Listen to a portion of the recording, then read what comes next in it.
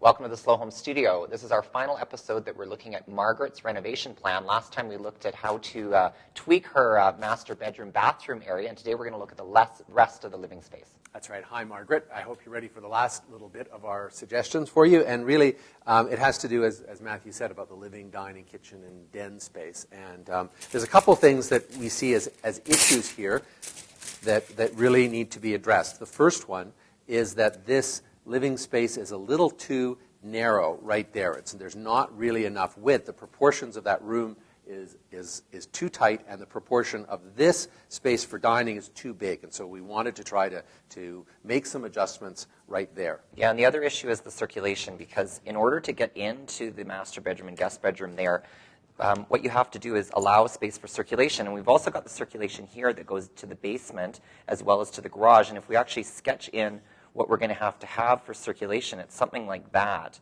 And that's really kind of jiggy-joggy and awkward. It'd be really nice to get that in a straight line. We've also got another zone of implied circulation here, which goes into the den.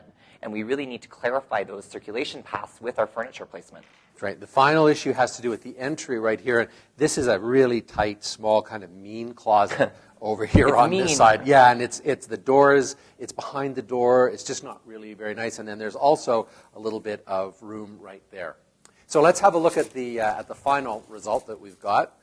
And you can see how it's really just a slight modification, really starting with this wall. Yeah, I think what we did, this is really interesting, is this is the kind of the crux to all of the tweaking, is that we actually extended this wall down the edge of the living room and created our entry into the master bedroom and the guest bedroom. And what that did is that elongated the proportion of the living space, making for a better furniture grouping. Plus, we aligned the circulation all the way across from the vestibule area into the mudroom. And you can see that with our furniture layout here, that it really is now a really great place to sit, and it's appropriately scaled. That also means that it's reduced the size of the dining space. We've located the dining room table centered on this one little piece of wall. You'll notice that we've moved it down so that it's a little bit shorter, and then it lets us have our circulation on both sides.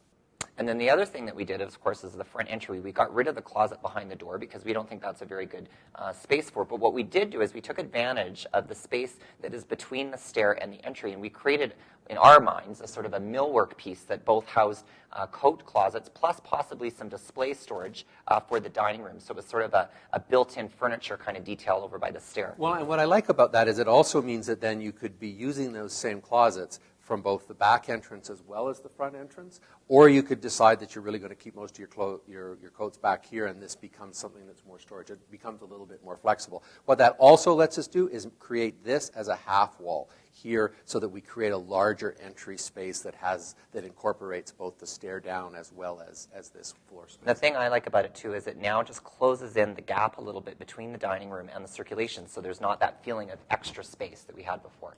Well, Margaret, I hope that helped. If anybody else has a design problem, please send it along to us. You can find the link on our Facebook page, as we'll also be posting the completed floor plan for you to be able to use. Take care.